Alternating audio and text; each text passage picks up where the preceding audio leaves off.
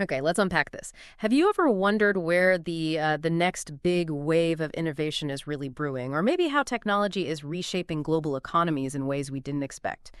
Today, we're doing a deep dive into something pretty fascinating. EON AI Ventures' blueprint for EON WealthWeaver in Global South. Yeah. Now, this isn't just standard business chat. It's really about a transformative strategy using AI for entrepreneurship, specifically in emerging markets. Our source for this is a really comprehensive white paper from EON AI Ventures themselves. It's packed with insights. So our mission today, let's try to pull out the most important nuggets, understand why the Global South is becoming such an innovation powerhouse, and, what that might mean for you. Yeah, and what's really interesting here, I think, is how this blueprint challenges a lot of traditional investment thinking. It highlights this convergence of factors, factors that could genuinely sort of democratize entrepreneurship on a much bigger global scale. We're not just looking at potential here, but some really compelling economic advantages that are already, playing out. Right. And as we were digging into the white paper, there was this one section that really jumped out at me. The report basically asserts that startups in the Global South, they demonstrate 5 times better unit economics, 5 times. And they serve markets that are 3 to 5 times larger than, say, their counterparts in developed economies. That difference is, well, it's staggering. And they mention LTV CAC ratios, lifetime value versus customer acquisition costs. They're seeing ratios of 5 to 7x in the Global South.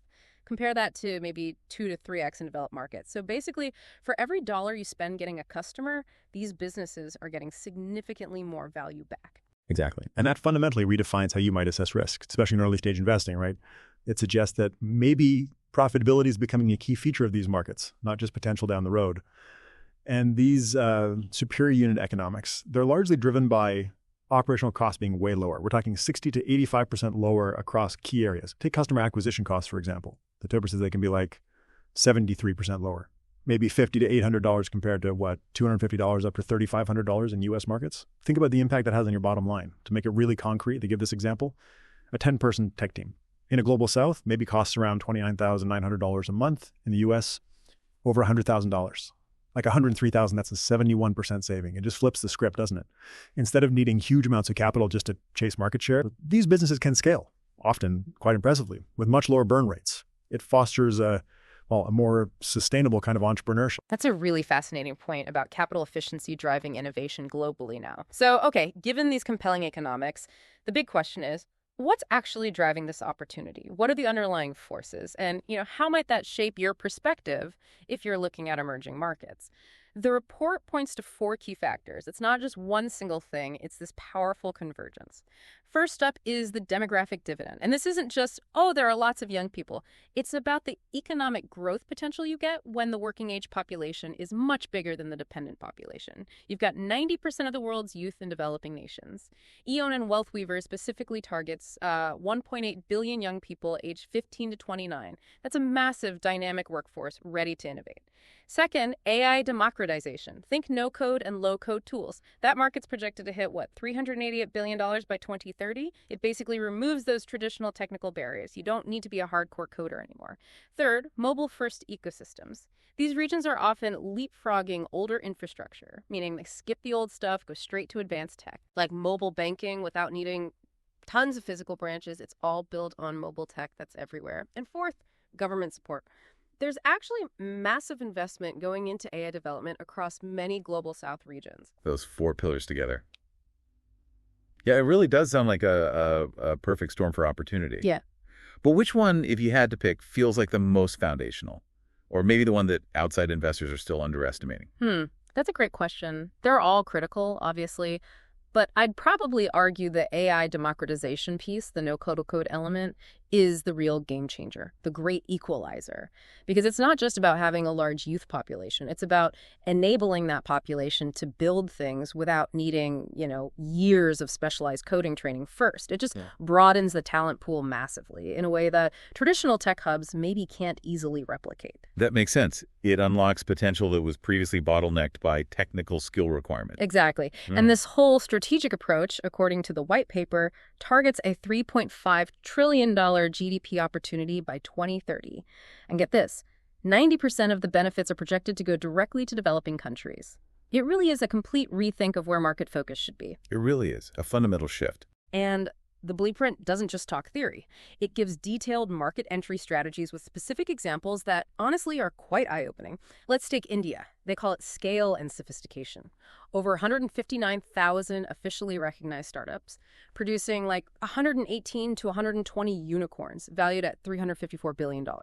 Plus, they have 2.14 million STEM grads every year at much lower costs. The scale is incredible.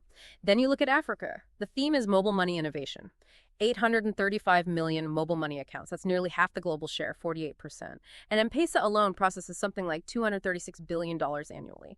Plus, you still have that demographic punch. 75% of the population under 30 moving to Latin America. Their strength, technical talent. Brazil alone has over 750,000 developers, and you have this huge fintech opportunity driven by $156 billion in annual remittances. Look at Nubank, valued at $41.5 billion. Success story there. Definitely. And finally, Southeast Asia. They highlight super app mastery. The digital economy there hit $263 billion in GMV. That's gross merchandise volume just this year, 2024. Think about apps like Grab with 187 million users. Just massive platforms. What's really striking is how each region, brings something distinct to the table. Talent density, mobile solutions, sheer market scale. But they all share those common threads, right? The demographic energy, tech getting more accessible, and this real hunger for innovation, it feels like a quiet revolution unfolding across the globe. Absolutely. And it's not just theory, as I said. The report makes sure to showcase proven success patterns, real case studies of young entrepreneurs from the global south, like Vijay Shekhar Sharma. Built Paytm in India, started with just a $10,000 bank loan, grew it to a $19 billion IPO. His innovation, using QR codes, supporting 11 languages, really understanding India's cash-heavy economy to reach over 118 million users.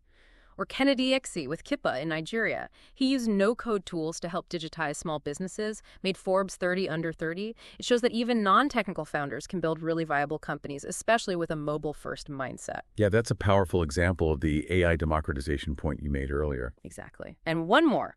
Charles Thomas of Comet built his entire company using tools like Bubble, Webflow, Airtable, Zapier, all no-code. They raised a $12.8 million Series A funding round, doing over $800,000 in monthly recurring revenue, built on no code.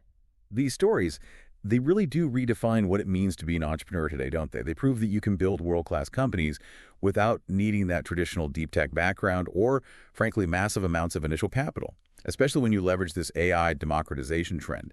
It really highlights how ingenuity, sometimes born from necessity, combined with these accessible tools, is creating solutions.